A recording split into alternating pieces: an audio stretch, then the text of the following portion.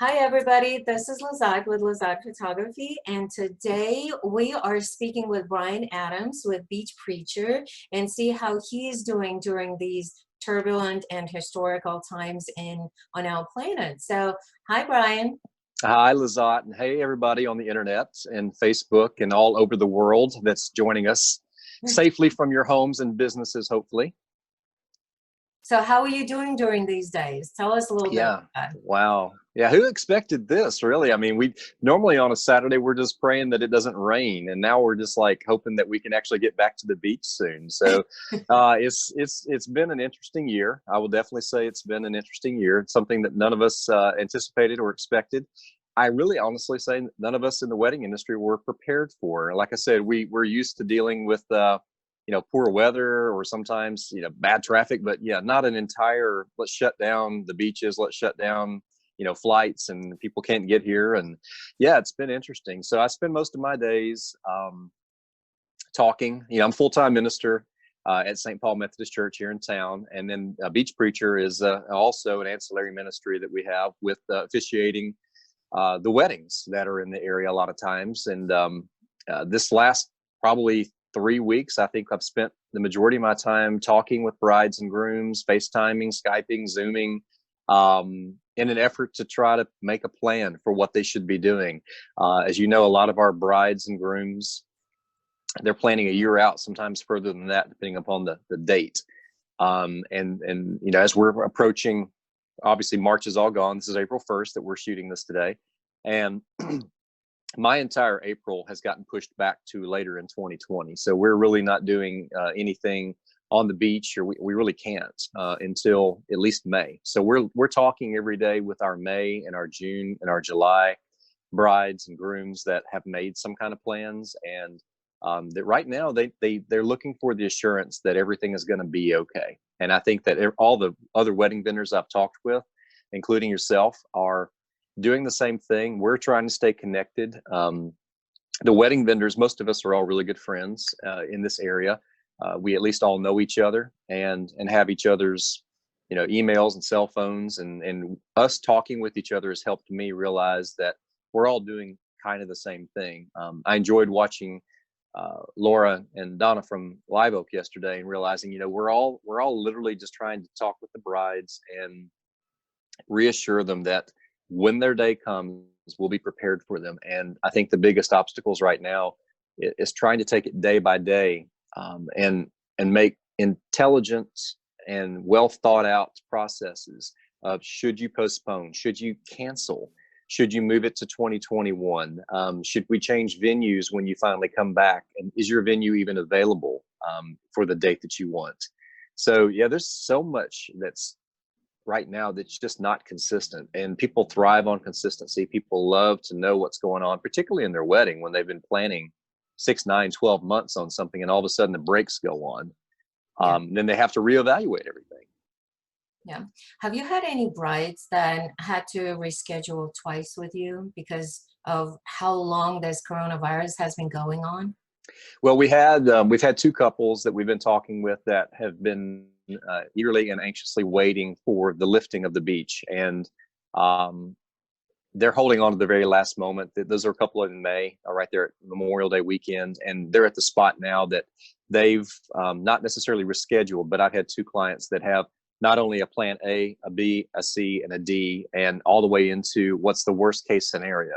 So yeah, they've rescheduled because in their mind, they've now had to talk to the venues, they've had to talk to their caterers, they've had to talk to their minister of what happens if we can't even get there, or what happens if we get there and we can't check in because the vacation rental home is not even available. And then the bigger problem is, if they are trying to postpone, where do you start with the rescheduling? Do you need to make sure you have a house first, and then you check with your venue, and then you check with your photographer, and then you check with your minister, and then you check with your DJ? And so there's a lot of plates that are continually spinning in these minds of the brides and grooms. My heart goes out to them. We've been praying for them all. It's been nice to have talked with them. Yeah.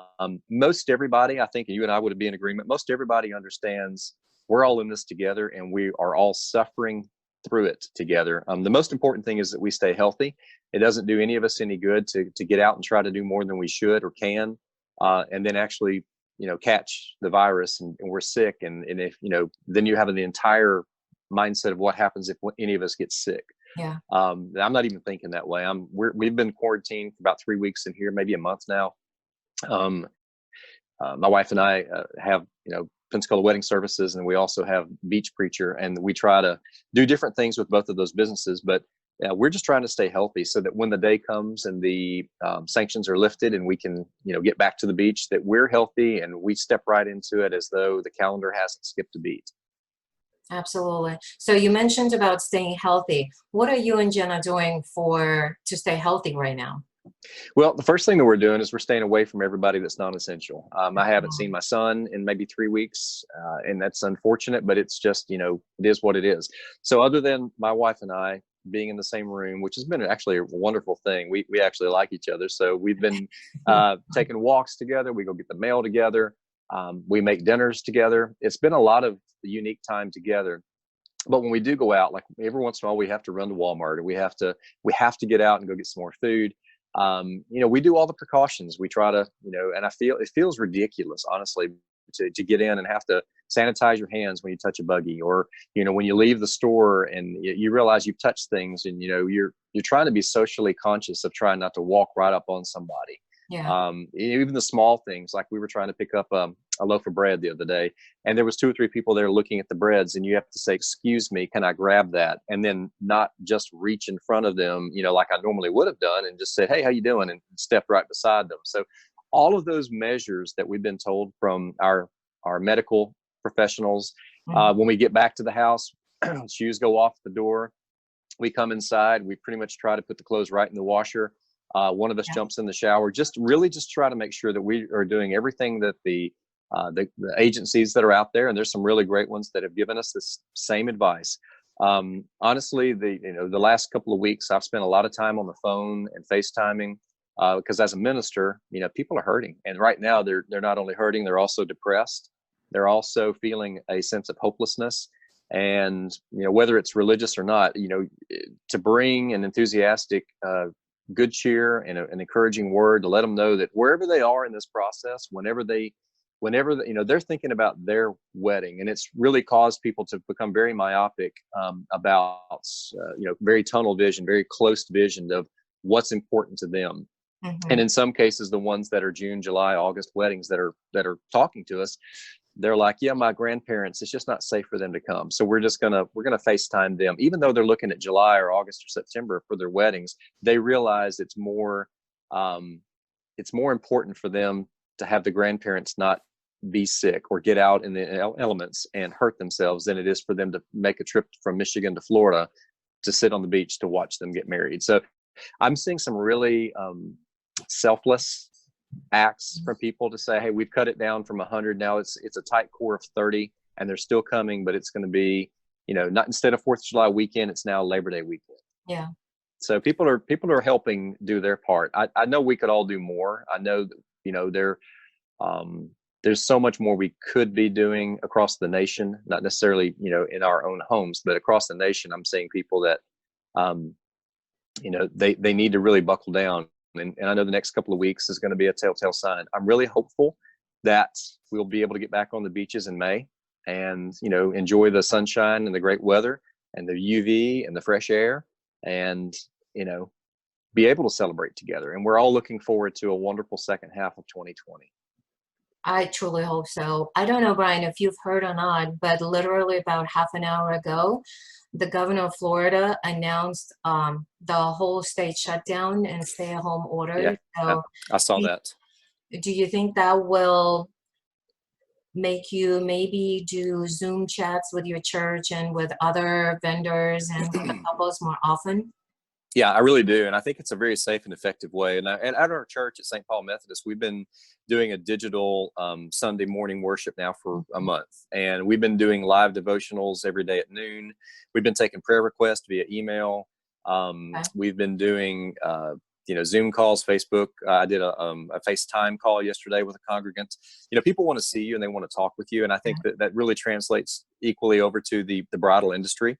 And those of us that are used to seeing each other, and you and I do a lot of weddings together, and we miss each other. I mean, we're social beings, and we a lot of times our friend group are the people that we work with. And most of the wedding vendors, we don't work in one little bitty business, like a Walmart or a Dollar General or something. We don't see each other every day. So when we get to see each other, when we get together, we truly get to catch up a little bit before the weddings or after the weddings. And, I think that a lot of the wedding vendors are going to have to get used to using the Zoom, and, Facebook has got, the live feature is really great. If you have a forum to be able to talk to thousands of people at once, you need to do that and let your brides and your people know this is what I'm doing. I think that the different medium have really proven to be an effective way to communicate. And, when you do FaceTime or Zoom or Messenger is another great one. You can put like 10 people, maybe 8 people on Facebook Messenger together. It's kind of like the Brady Bunch squares that it does. And you can see the reactions on their faces. And I think that the point I'm getting at is when you FaceTime or Zoom with a couple, you can literally see the unsurety and the lack of they don't know what to do.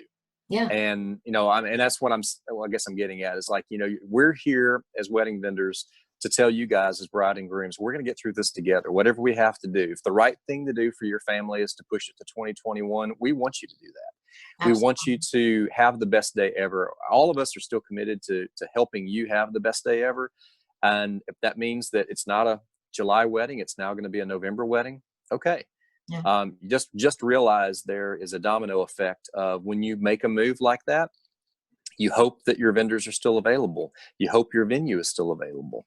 And you really need to be thinking of maybe 2 or 3. I've told everybody, think of 2 or 3 alternative dates that if that is an important thing for you to do, so that we can run it by the venues. And those of us that are close to each other, and I can say, hey, I've got bride, Jane, and she's thinking of moving the May 30th wedding to either, September 1st or October 30th or November 18th. Do any of those dates work for you? And I know the vendors I've talked with, we've all kind of aligned and said, hey, this is the best for all of us.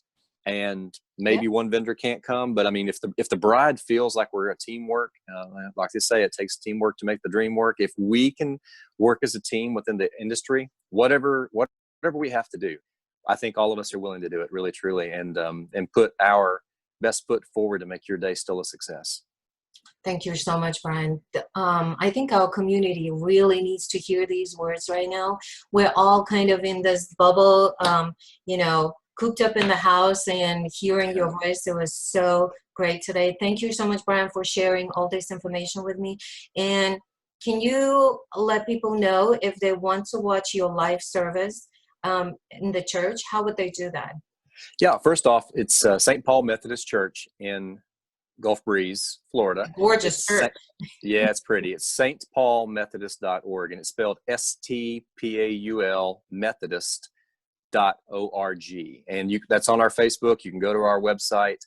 That's my church that I work at.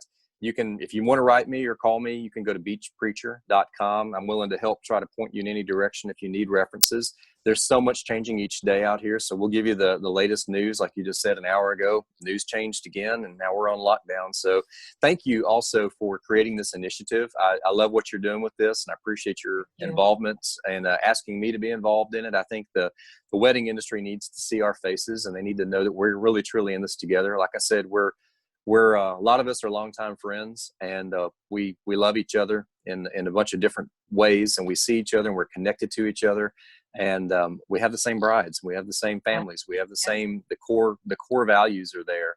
And thank you for reaching out and doing this. Absolutely. Well, I miss you all, guys, and I'm sure we'll all miss weddings, so hopefully we will get through this together, and I'm looking forward to working with you soon. We'll see you shortly. Thank you. Right. We love y'all. God bless you. Sure. Bye.